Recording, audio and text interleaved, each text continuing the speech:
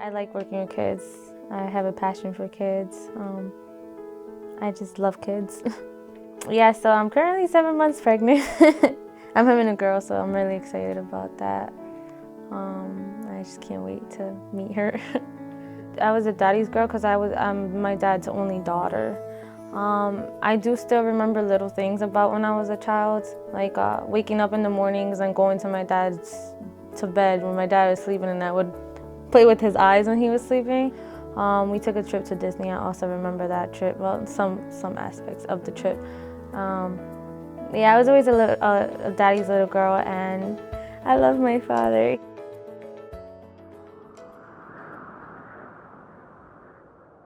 My name is Nishka, and my dad was incarcerated when I was 4 years old.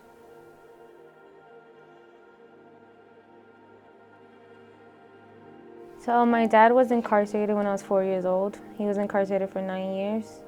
And he was incarcerated when we lived in Puerto Rico. So he was sent to New Jersey, and we moved over here to Connecticut, and we would visit him in New Jersey a couple times a year.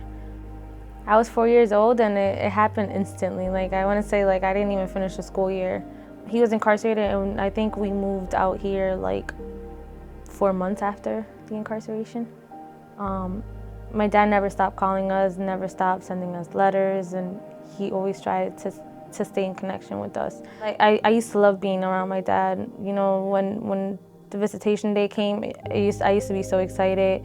I wouldn't sleep the night before, you know, because I was so excited to see my dad. There was not one time, a couple times where we would go, and they would have like a lockdown or something going on, and we wouldn't be able to get into the facility. So it would be like a 5-hour drive for nothing. The security guards there are just rude. They're very rude. They treat you like the prisoner, you know? So it kind of sucks as a kid, you know, because you're there and it's like, this is where my dad is living, and it's like with all these mean people, mean guys, and yeah, so it's just not a happy environment.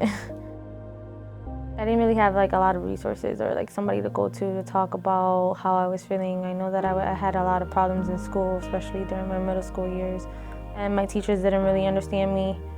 My counselors didn't understand, like, they didn't really try to understand me. They just thought I needed attention. No, it wasn't the attention. It's just a lot like my dad is not in my life, you know? It's not easy being raised with just one parent.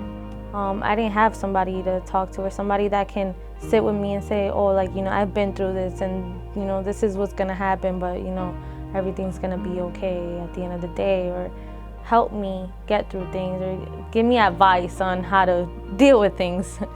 It sucks. It's like you're missing something in your life.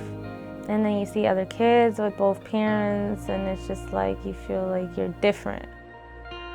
People need to know what it really feels like. It's not just the parent who's going through the incarceration, it's also the kid that's going through it with them.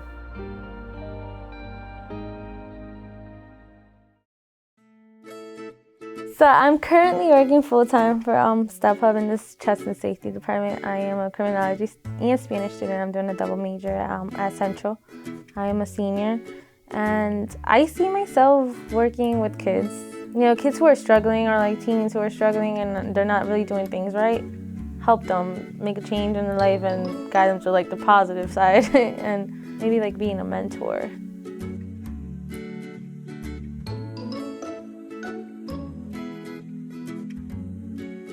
So I was on the CCSU website, and I came across an ad for the CIP scholarship. I was pretty surprised to see that there was a scholarship for kids with incarcerated parents. You don't really hear of many things being done for children of incarcerated parents, and if you do, it'll be more in like elementary schools or middle schools, you know, but not really in a college. So I was like, oh, this is interesting. So the scholarship not only is helping me pay for school and not have to get more loans, but it has given me like the ability to be more open and be able to talk to people about my experience. Because if it wasn't for this scholarship, I wouldn't be sharing my experience about my dad's incarceration. And also like speaking in front of people, because I used to have a fear. But after like all the things that I've done with them, I'm more open and I'm able to speak more in front of people with no fear. And now I like talking about it, and I like telling people about how it feels, because I feel like it's raising awareness. Don't let having a parent incarcerated make you feel like you're inferior to other kids or different. My experience of my dad being incarcerated made me who I am today, and I'm a strong person because of that. So, and I know I'm gonna be a great parent too because of that.